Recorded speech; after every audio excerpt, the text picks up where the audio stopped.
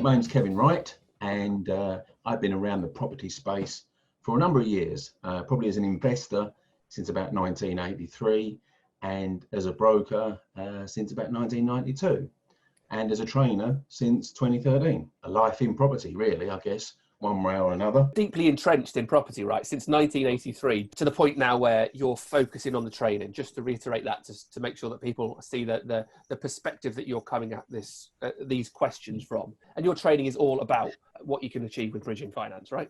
Yeah, well, it's a bit more than that, but it's broadly around, so I guess you could say two words sum it up, and it's counterintuitive. So right.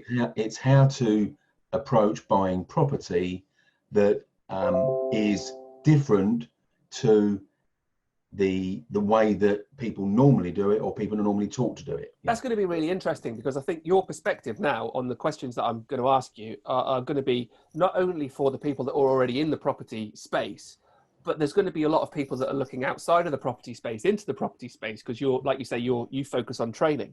So you're not only training people that are already involved in property, but you're training people that are coming into property. Yeah, sometimes.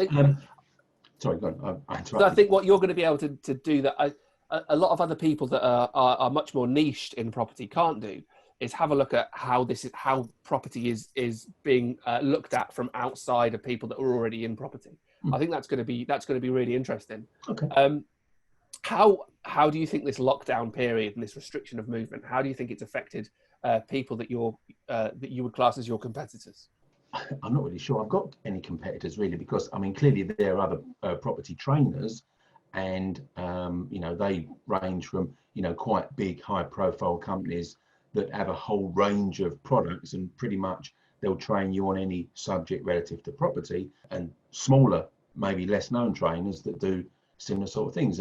But then even sort of coming down, trainers that are really one sort of niche type product trainer. I train predominantly on finance, and it's the one thing it's the glue that holds every strategy together, because it doesn't matter whether you're doing single ASTs, HMOs, serviced accommodation, new build, commercial, semi-commercial, commercial to residential, whichever strategy you're running, or whichever variant of those strategies you're running, if you can't finance it intelligently and accurately, the deal don't happen. I'm not aware of anyone that has got a as well-established and comprehensive finance training package as I've developed over the last 7 years. I completely agree that the finances are the glue that holds deals together. What have you done through this lockdown period? What have you seen? How's your business been affected? And then how have you reacted to that? I have to say, more by luck than judgment. I've been involved in a process of putting my various training products online over the last probably 3 years. Right. So pretty much everything that I do live, venue-based, has got an online alternative. So the answer is, what have I been doing during the credit crunch, the lockdown, COVID lockdown? The answer is not a lot. Right. Okay. Because it was already set up. Is everything been set up? You had it all ready to go before this lockdown? Okay. It was better than all ready to go. It was already going. So this is a fantastic example of fixing the roof when the sun's shining. Yeah. Then, isn't it? Right? Because if you hadn't have put that effort in when everything was going well, and you had no idea that there was going to be a lockdown like Absolutely this. None. So you mentioned from the credit crunch that 4 out of 5 brokers quit, but that was like 2007, 2008. Yeah. Right now, how has your business been affected by the number of people that are inquiring about your products? A lot of people are not working normally. They are home. They've got more time, and some people are choosing to binge watch TV, as they always will. But some people are saying to themselves, "Hey, this is a time when I can actually start learning stuff." And it's not just property. I've seen people learning a new language. You've seen reports they're doing that. They're learning to play a musical instrument.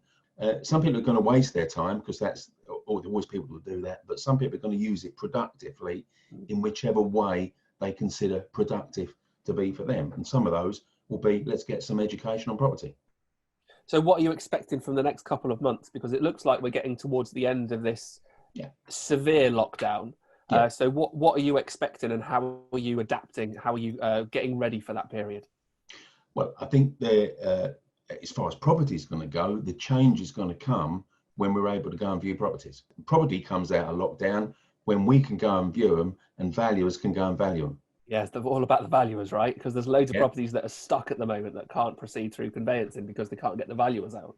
Yeah, there are. You know, looking at this whole situation in 6 months' time, when, let's for argument's sake say that a degree of normality is returned and we're sort of operating as we were before the lockdown, what lesson do you think you'll have learned, or will you take away from this that's going to serve you going into the future? I'll probably still keep doing my online live streaming, because and then instead of switching back to just doing venue based, I'll do venue based, because people have said to me, we want to come and see you. You know, we want to come and spend some actual time with you, so that's fine. But I'll also do the live stream version for those people. So, you know, it's added an extra string to my bow that, you know, I don't think I'll walk away from. I think a lot of people are saying that as well. You know, you talk to a lot of people, and I've talked to a letting agent who's now adapted video viewings for exactly the same thing. So it's forced them to go through that period of growth, and now they're going to make that part of their regular thing. So it's a great thing, and it just shows that it doesn't matter how high you are in your game, there's always more that you can do. There's always additional stuff that you can add, and you can increase and improve all the time. Really appreciate your time, Kevin. Thank you very much. Really interesting to get your perspective on you know, from a trainer's point of view as well, because we haven't talked to anybody that does that kind of thing exclusively. So really valuable. Thank you. Appreciate your time. You're more than welcome.